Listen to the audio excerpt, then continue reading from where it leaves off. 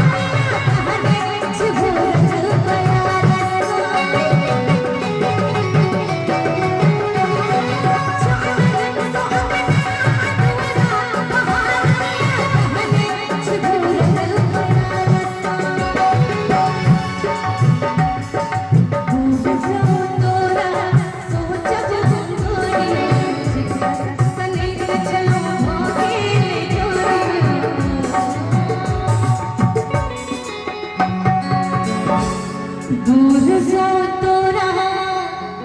कि सोचब अंगोरे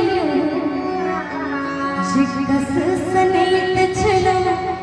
बन गेले गोरे करबै